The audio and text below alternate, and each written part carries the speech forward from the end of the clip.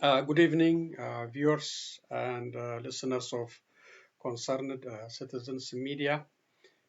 Thank you again for joining me. Today is December 26, 2022. I will share a news update on Ethiopia and other countries. Thank you again for joining me.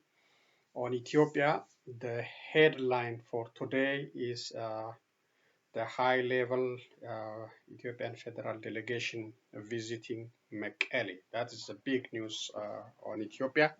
So I will start with that one and proceed with other news in reading and also the video I selected for you today. Thank you again.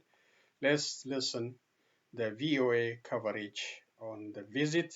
Then I have also a short statement on the visit from Addis Standard. I always appreciate the English news coming from Addis Standard. Here we go. Now, for more on the Ethiopian delegation's meeting in Mekele, I'm joined by VOA Horn of Africa reporter Tigist Geme. Tigist, let's jump right into it. What does this high-level meeting in Tigray mean? Thank you for having me, Esther. Obviously, this is highly symbolic, and the fact that high delegates, including the Speaker of the Parliament and high-level ministers, are joining and going to Mekele after a 2-year brutal war, both online and offline, and for these leaders to be facing, meeting face to face. And I was looking at the videos that our stringer from Mekele sent, and just shaking hands and giving joints presser, it's highly symbolic, and maybe we could say it's on a right track for the truth to be holding. So we'll wait and see though. Definitely. But what kind of assistance is the Ethiopian government hoping to offer so many that have been displaced because of the 2-year conflict? So far, the Ethiopian government is opening banks, which have been for 2 years. There was no bank or electricity service in the entire Tigray region. And at least in some cities, this is happening now. And just today, the Ethiopian government announced that 20 more branch banks will open. That means people might have access to their money, which they probably put in bank prior. We don't know yet. I mean, residents are saying even in the areas that the banks are open, they're not able to get their money. But we can see these services opening up will help the people who are in much need. And aid is moving, at least in parts of Tigray region. Obviously, we don't know much because of the phone problem. We can't reach as much resident as we would like as reporters. But these are good steps, like good first steps. So even this is a very good gesture that has not happened in years in Ethiopia. Is there a likelihood, from what you hear from analysts, that perhaps Prime Minister Abiy Ahmed may be able to meet in the near future with Tigrayan leaders? We'll wait and see. There's no way to know. But the Prime Minister has said yesterday in his speech, he's hopeful that this thing will hold and peace will prevail in the country. And today, when one of the Tigray leaders, Dr. Debretsion Gebremichael, in his presser after he met with the Ethiopian government delegation, said he specifically thanked Dr.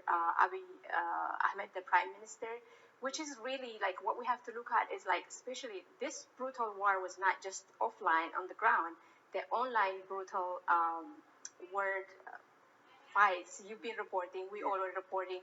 After this, all the fact that they are thanking each other shows, experts say it shows there's hope. Definitely, there's hope. Let's hope for the best. Thank you so much, Tigist. Thank you for having me. Tigist Geme is a multimedia reporter with VOA Horn of Africa Service.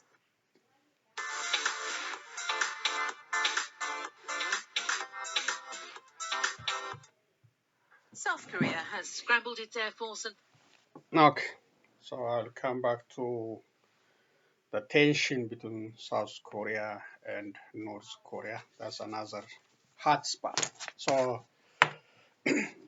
that's VOA coverage. Let's see what Addis Standard says about this visit. This is also a short statement. Let me read, then I will comment. Uh, Parliament Speaker leads first high-level federal officials delegation to Mekele meet regional leaders.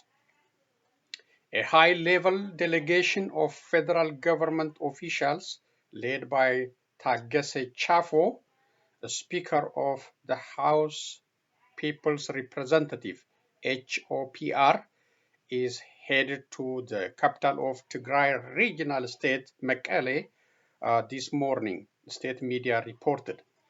The delegation is the first high-level delegation from the federal government since Tigrayan forces captured Mekele and most parts of the Tigray on 28 June 2021. It included, among others, Ambassador Ridwan Hussein, Security Advisor of Prime Minister Abiy Ahmed. The federal government communication services said the team also included members of the Ethiopian National Dialogue Commission (NDC). The delegation is expected to review the implementation process of the peace agreement and ensure that the main issues included in the agreement are implemented as planned. The visit comes following Prime Minister Abiy Ahmed's remark on Sunday that the implementation of the signed peace pact was hopeful and that the government remained steadfast in its commitment to peace. On 22nd December, senior commanders of the Ethiopian federal government and the Tigrayan forces met in Nairobi for a second time and adopted the Terms of Reference (TOR) for monitoring, verification, and compliance mechanism for the implementation of the permanent COHA signed in Pretoria on 2nd November. The TOR signed by both parties saw the establishment of joint committee constituting one representative from each party, the IGAD and the AU High Panel, and the Team of African Experts (TEA), consisting 10 people to monitor implementation of the peace agreement, including disarmament of TPLF combatants, the withdrawal of foreign and non-Ethiopian National Defense Forces from Tigray, and unhindered humanitarian access, among other things. The TOR signed both parties saw the establishment of joint committee consisting one representative from each party. Oh, excuse me, I already read that one. Apologies.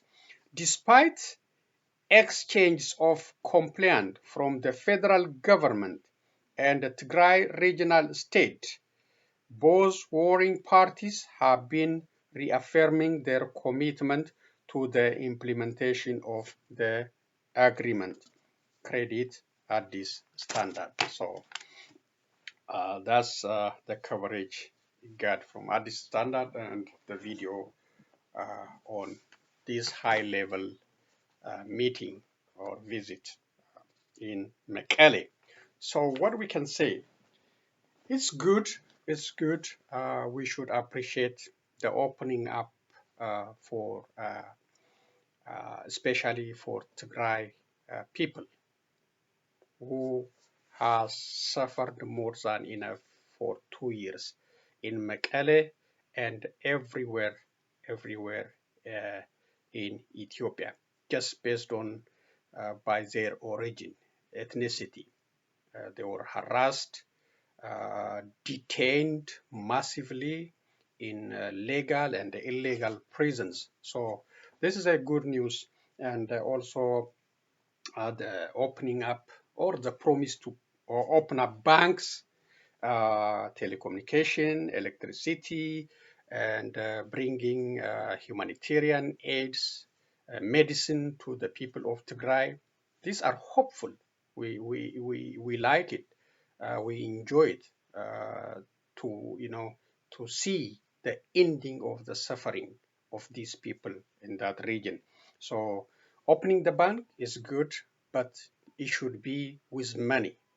According to different reports, banks are open, but there is no money for the residents. So it should be honest. It should be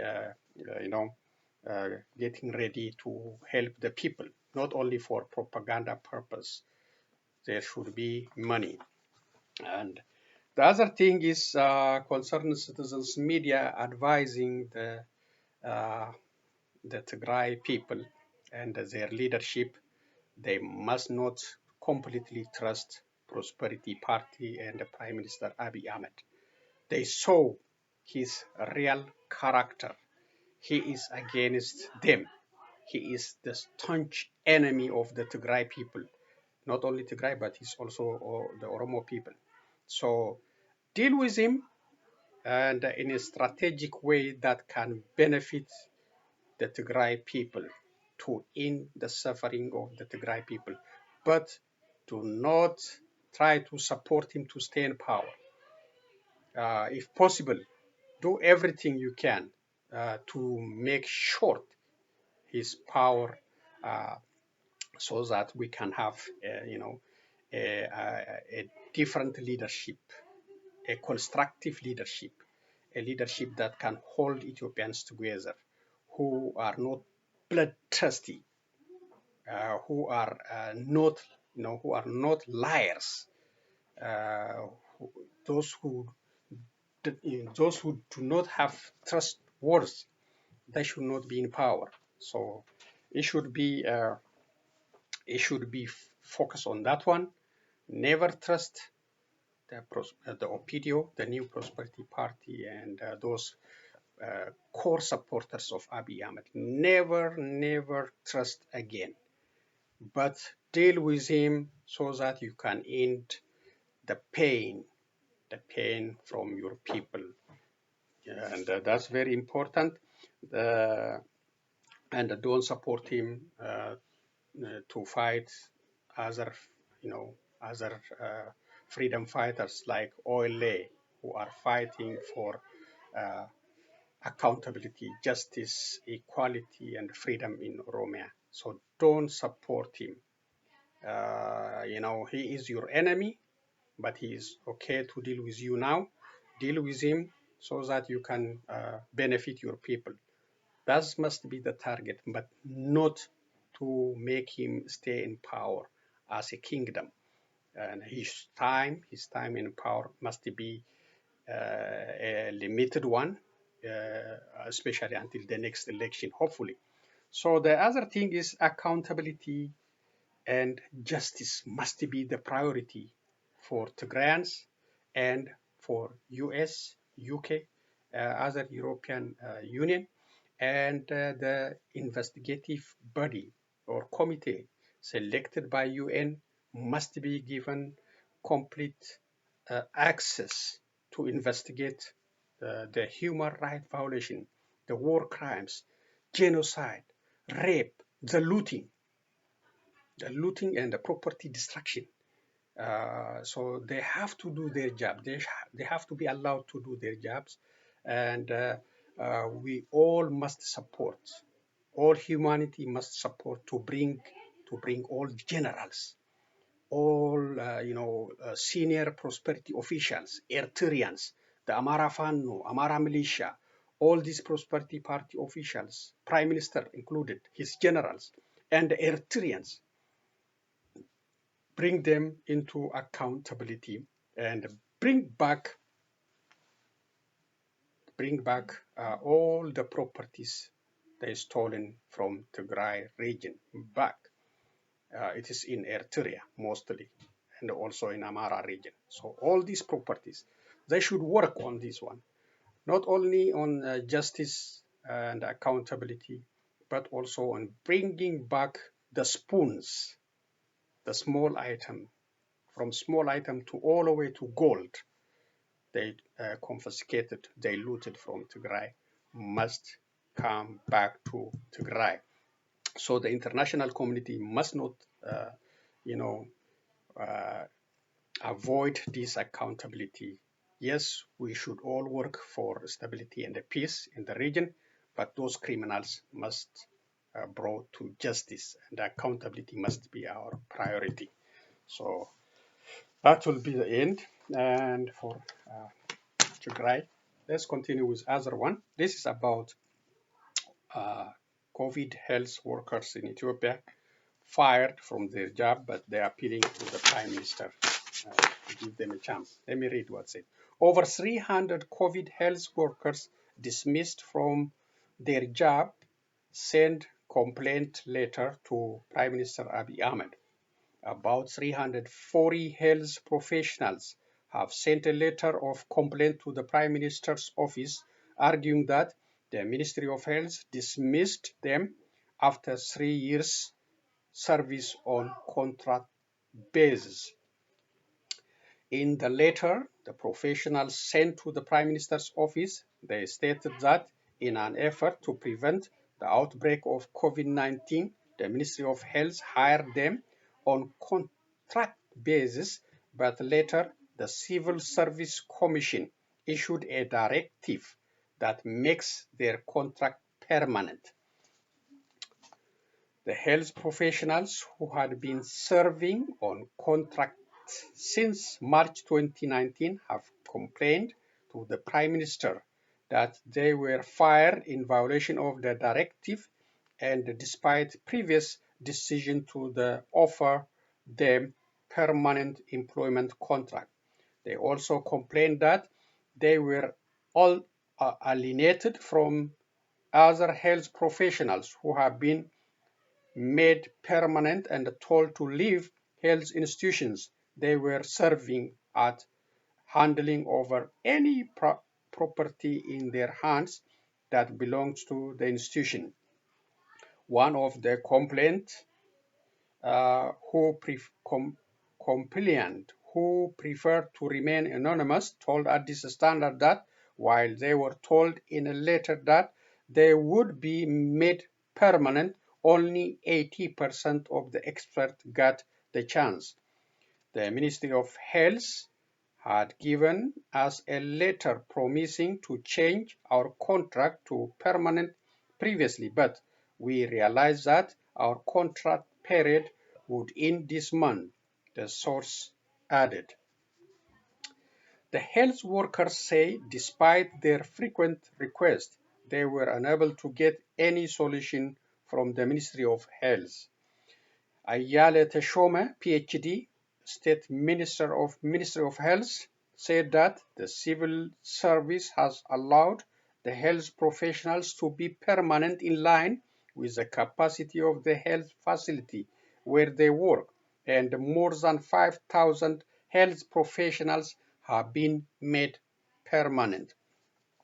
The institution didn't offer permanent contract to some of the experts who were found to have deficiency in their performances and those who were found to have ethical problems, the state minister told Addis Standard.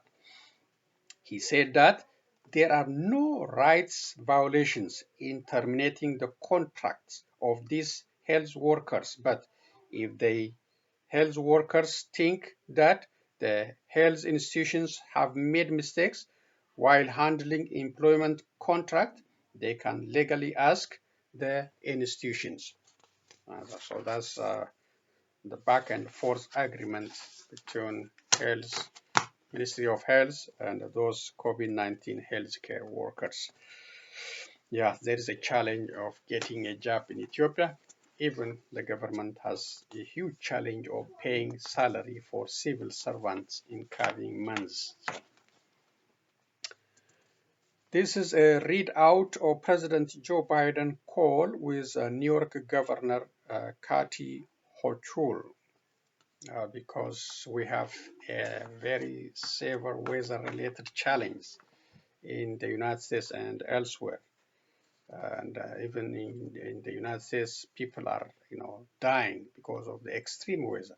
Just only one day on Christmas Day in New York State, 12 people, 12 people killed by this extreme icy weather.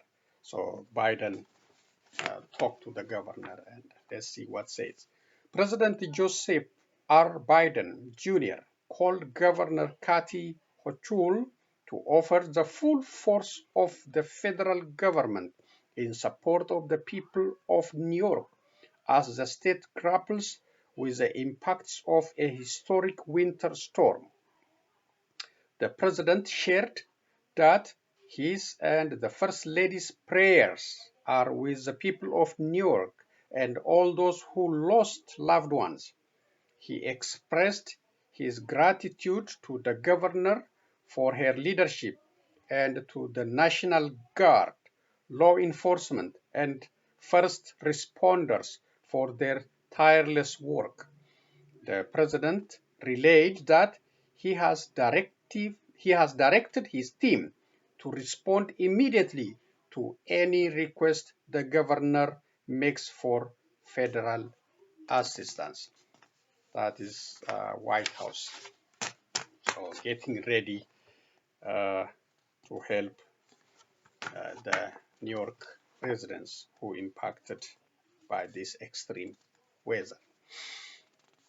This is about Iran, and the last one for today's reading by Henry Astier, BBC News. Family of football legend Ali Day stopped from leaving the country. Iranian football legend Ali Day says an international flight has been rerouted to prevent his wife and daughter from leaving the country. The 53-year-old, who has voiced support for anti-government protests, said his family had tried to fly from Tehran to Dubai to join him on holiday on Monday. But the flight was made to land on an Iranian island in the Gulf, and they were removed. No reason was given, and the pair are returning to Tehran, Ali Day added. The latest protests were triggered by the deaths in custody of Iranian Kurd Mahsa Amini, 22, in September. She had been held for allegedly wearing her headscarf improperly. More than 500 protesters, including 69 children, have been killed, while thousands of others have been arrested, human rights activists say. Dozens of Iranian security personnel are also reported to have been killed. No going back as Iranian protests hit 100 days. Iran's state-run news agency IRNA said Mr. Daeish's wife, Mona Farrokhzadi, had pledged to inform officials before leaving the country following the couple's association with the groups against the Islamic Revolution. IRNA said their flight had landed at Kish Island and Ali Day's wife and daughter got off the plane. Mr. Day said the pair were going to Dubai for a few days trip and back, adding, had they been banned from leaving, the passport police system should have shown it. No one has given me an answer about this. In a social media post in September, he urged the government to solve the problems of the Iranian people rather than using repression, violence, and arrests. Earlier in December, his jewelry shop and a restaurant in Tehran was shut down by judiciary. In addition to arrests, Iranian authorities have banned several celebrities, artists, and prominent figures from leaving the country following their support for the mass protest. Ali Day, 53, is one of Iran's most famous sport figures, a former captain of the national football team. He has scored 109 goals at an international level in the 1990s and early 2000s. So the government of Iran is showing its brutality, harsh treatment for those uh, joining or supporting the protesters. So instead of finding a solution, they are attacking anybody who support the protest, and it's just you know, try to confiscate even the properties and challenging their families.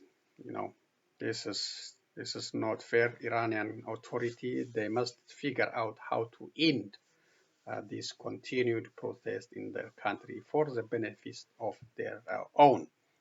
You know, uh, using death sentence and harsh treatment will not end the country's problem.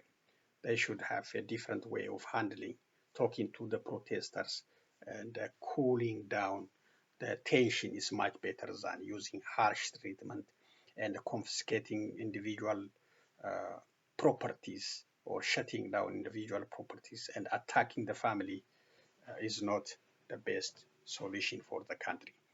Uh, so, in spite of additional challenge, the countries, so many sanctions on Iran. So they have to figure out a different way of handling and accommodating their own citizens. Thank you. That's the end of the reading, and let's listen to short videos and end today's presentation. Fired warning shots after 5 North Korean drones crossed over into its territory. The incursion comes amid increased tensions between the two countries, with the North having conducted an unprecedented number of missile tests this year. A spokesperson for the South Korean military says the drones were seen over the northern parts of the country, and one reportedly flew near the capital, Seoul.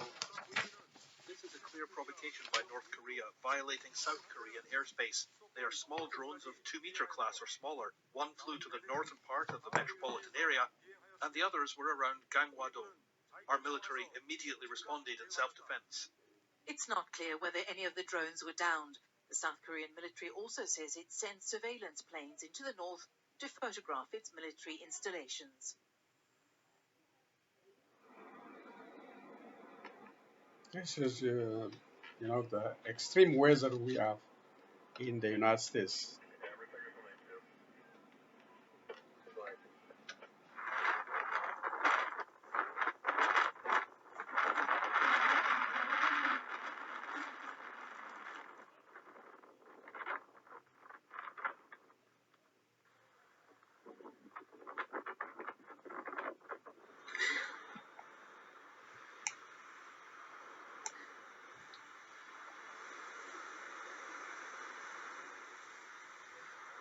We are in a war. This is a war with Mother Nature. And she has been hitting us with everything she has. And this will go down in history as the most devastating storm in Buffalo's long storied history of having battled many battles, many major storms.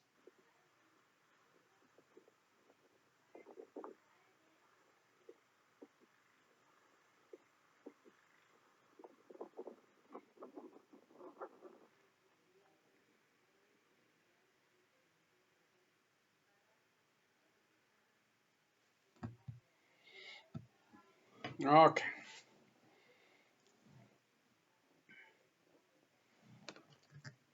So that's the videos I selected for you today's update, and that's a tough weather in New York State and other place is a tough one, even here. Very tough for driving and to get out to, the regular shopping or entertainment is a very tough one. So let's pray so that it will slow down its brutality on us. Hopefully. And let me conclude by saying again, engagement of Tigray region and the federal government and this high-level meeting should be encouraged, should be appreciated, but it should not be ignored. Justice and accountability for the last 2 years and all the looting of properties, all the looted properties from Tigray region must brought to the owners. Eritreans have huge responsibility to bring back, plus other Fano militia and Amara region militia, plus the federal government of Ethiopia. So many valuable items were looted from that region, plus other human rights violations, rape, other atrocities carried out in the last 2 years must not be ignored. And that must be the focus of the international investigative bodies, the US, the United Kingdom, European Union, UN, all must focus. Do not be blinded by this high-level meeting or high-level engagement, even though it should be appreciated. So that is my take. And TPLF and the people of Tigray deal with Prosperity Party on the way to get benefit from the relationship, not to extend Prime Minister Abiy Ahmed stay in power. That should be your focus. He is a failed leadership in multiple uh, uh, criteria, whether in international diplomacy, economic downfall, inflation, and a lack of accountability in that country. So it should be removed. It should be removed, and the Tigray people should help us, help others to make his life in power short, and bring him to accountability for the crimes he carried out on Tigray and other people. He's ready to wage a maximum war in Oromia on Oromo people. He should not be allowed. The international community should not allow this prime minister to continue another bloodshed in Oromia. So he should be brought to justice. I hope those three panels, three expert UN investigators, should land in Tigray immediately to do their job and to bring these people accountable. That's all I'm going to say for today. Thank you for joining me. Please be safe and so long.